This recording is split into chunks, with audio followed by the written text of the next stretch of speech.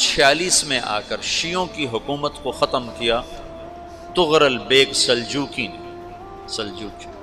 Seljuk مسلمان ہوئے تھے محمود غزنوی کے دور میں، سلجوک ان کے بڑے کا نام تھا۔ تو ایک دفعہ محمود غزنوی نے سلجوک سے پوچھا اگر مجھے تیری مدد کی ضرورت ہو تو کتنے آدمی پیش کر سکتے ہو؟ تو اس نے ایک تیر دیا، کہا یہ ایک تیر ہے میرا،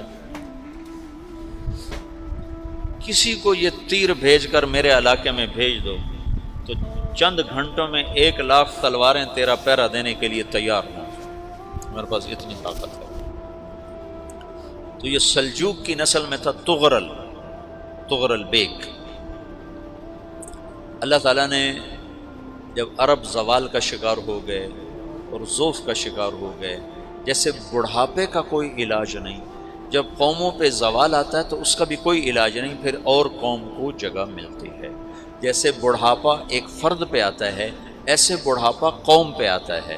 قوم کا بڑھاپا جوانی میں نہیں لوٹ سکتا، جیسے فرد کا بڑھاپا جوانی کی طرف نہیں لوٹ سکتا، قوم کا بڑھاپا جوانی کی طرف نہیں لوٹ سکتا، کوئی علاج نہیں، نئی نسل کا آنا ہی علاج ہے۔ تو عرب دھل چکے تھے، 600 سال بہت ہوتے ہیں حکومت کو، اپنی صفات گم کر چکے تھے، اب نئے خون کی ضرورت تھی۔ تغرل بیگ پہلا شخص تھا جس نے آ کر اہل السنت والجماعت کو استحکام بخشا، شیعوں کی حکومت کو ختم کیا، بغداد سے، شام سے، ان سارے علاقوں سے۔ صلاح الدین ایوبی نے اسماعیلی شیعہ کی حکومت کو ختم کیا، مصر۔ العاضد ان کا آخری خلیفہ تھا صلاح الدین ایوبی، نور الدین زنگی رحمۃ اللہ علیہ کا پروردہ تھا، اس کا دوست تھا، اس کے دوست بھی تھا، بچہ بھی تھا اس کے سامنے، زیادہ لکھنے پڑھنے کا شوق تھا۔ پھر اللہ تعالیٰ نے اس سے کام لیا اور اس کو مصر کا گورنر بنا کے بھیجا، مصر کی مدد کے لیے بھیجا، تو وہاں اس نے صلاح الدین ایوبی نے وہاں ختم کیا، تغرل بیگ نے یہاں ختم کیا۔ تو پھر سلجوک جو تھے نا یہ اقتدار میں آئے، ادھر ختم ہو گئی سلطنت بنو عباس کی، مصر ایک چھوٹی سی ترکوں کی سلطنت، تو اللہ تعالیٰ پھر مرکزیت کے لیے ایک نظام چلا ہے۔ دو لشکر آپس میں لڑ رہے ہیں ایک میدان، ایک جنگلی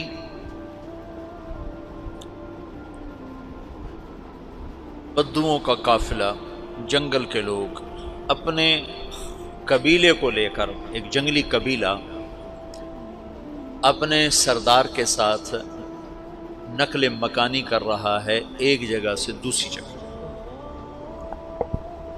اللہ کا نظام کہ یہ لوگ چلتے چلتے چلتے اس وادی میں پہنچ گئے جہاں جنگ ہو رہی ہے، دو لشکر آپس میں لڑ رہے ہیں۔ جب یہ وہاں پہنچتے ہیں تو ایک لشکر کے قدم اکھڑ رہے ہیں اور دوسرا غالب آ رہا ہے۔ ان کو نہیں پتہ شکست کھانے والے کون ہیں اور فتح پانے والے کون ہیں، ان کو نہیں پتہ۔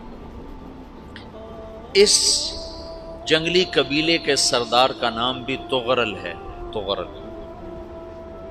تو یہ سردار کہتا ہے جو شکست کھا رہے ہیں ان کی مدد کرو، کچھ پتہ نہیں کون ہے، کہتا جو شکست کھا رہے ہیں ان کی مدد کرو۔ تو 400 وحشی جنگلیوں نے فاتح لشکر کے پیچھے حملہ کر دیا۔ تو ایک کافی ہوتا تو 400 دوڑ جب تلواریں پڑیں تو چند لمحوں میں نقشہ بدل گیا، بھاگنے والے جم گئے اور جمنے والے بھاگ پڑے۔ جب جنگ ختم ہوئی تو شکست خوردہ لشکر کے بادشاہ نے ان کو بلایا، اسے پوچھتا ہے مجھے جانتے ہو میں کون ہوں؟ کہا نہیں۔ کہا تو تم نے میری مدد کیوں کی؟ کہا انسانی ہمدردی کی وجہ سے، تمہیں شکست ہو رہی تھی اس لیے تمہاری مدد کی۔ اور اس نے اپنا تعارف کرایا، میں ہوں سلیمان سلجوکی، ترکی کا بادشاہ۔ مسلمانوں کا لشکر تھا اور تاتاریوں سے شکست کھا رہا تھا، تاتاری فتح پا رہے تھے، مسلمان شکست کھا رہے تھے۔ تو وہ اللہ کی غیبی مدد بن کر آئے، تو وہ اس سے کہتا ہے میرے ساتھ رہنا پسند کرو، تم نے میرے اوپر احسان کیا ہے، میں اس کا بدلہ دینا چاہتا ہوں، میرے ساتھ رہنا پسند کرو گے؟ کہنے کا کر لوں گا۔ تو اس کو لے کر ترکی آیا، اور استنبول اس وقت روم کی حکومت میں تھا، اس سے فتح کیا اس تغرل کے آگے چوتھے پانچویں پڑپوتے محمد فاتح نے۔ تو یہ استنبول ہے، یہ ترکی ہے، بیچ میں ایک چھوٹا سمندر ہے، یہاں ایک جاگیر ہے۔ تو سلطان سلیمان کہتا ہے یہ جاگیر تجھے وقف ہے، ادھر سے رومی مجھے تنگ کرتے ہیں حملے کر کر کے، تو میرا دفاع کرتے رہنا، یہ جاگیر تیری۔ اس جاگیر پہ اس نے اپنے قافلے کو آباد کر دیا، اپنے قبیلے کو، اور ایک چھوٹی سی حکومت بنا لی، جو ایک صوبہ سمجھو، سلمان سلجوقی کا وہ ایک چھوٹا سا صوبہ ہے۔ وہاں جب یہ رہ پڑا تو پھر یہ ایک شیخ کے بیت ہوتا ہے، وہاں شیخ طریقت ہے، ان کے یہاں یہ بیت ہونے جاتا ہے، وہ اس کو رات اپنے پاس ٹھہراتا ہے، تو ایک کمرے میں ان کا خادم ٹھہراتا ہے۔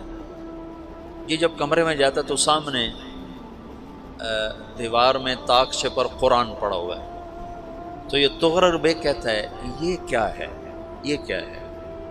تو وہ خادم کہتا ہے یہ کتاب اللہ ہے، قرآن ہے۔ اچھا، وہ اس کو وہاں چھوڑ کے باہر چلا جاتا ہے۔ وہ دیہاتی آدمی، جنگل کا رہنے والا، پہلی دفعہ زندگی میں قرآن دیکھا، وہ کہتا ہے یہ قرآن ہے، اللہ کی کتاب ہے، میں اللہ کی کتاب کے سامنے سو جاؤں، کتنی بے ادبی ہے۔ تو اس نے ایسے قرآن اٹھایا اور سر پہ رکھ لیا اور کھڑا ہو گیا، ساری رات قرآن سر پہ رکھ کے کھڑا رہا۔ رات کے پچھلے پہر اس کو خواب آیا، کھڑے کھڑے اس نے دیکھا کہ اس کی پشت سے ایک چاند نکلا اور شیخ کی بیٹی کے سینے میں جا کے اتر گیا، پھر اس لڑکی کے سینے سے ایک درخت نکلا جو پھیلتے پھیلتے پھیلتے 3 بر اعظم پہ چھا گیا، افریقہ پر، یورپ پر، ایشیا۔ پھر اس کی آنکھ کھل گئی، کھڑا ہوا ہے، تو اس نے صبح یہ خواب اپنے شیخ کو سنایا، تو انہوں نے اپنی بیٹی اس کے نکاح میں دی تھی۔ اس بیٹی سے ایک بچہ پیدا ہوا، تغرل بیگ نے اس کا نام رکھا عثمان، عثمانی ترک نام سنو، جو میں نے کل بتایا تھا کہ 1924 میں وہ خلافت ختم ہوئی۔ تو ایک بیٹا پیدا ہوا عثمان۔ عثمان نے پھر ایک نئی اسلامی حکومت کی بنیاد رکھی جو 1924 تک چلتی رہی، کوئی 800 سال یہ حکومت چلی۔ تو حکومت کا شرازہ بکھرا لیکن پھر جڑ جاتا تھا، اور وہ قرن اول والا جوڑ کبھی نہ پیدا ہوا، ٹکڑے بن گئے۔ ان ٹکڑوں میں اللہ لوگ پیدا کرتا رہا جو دعوت دیتے رہے، دعوت زندہ رہی، جو تربیت کا نظام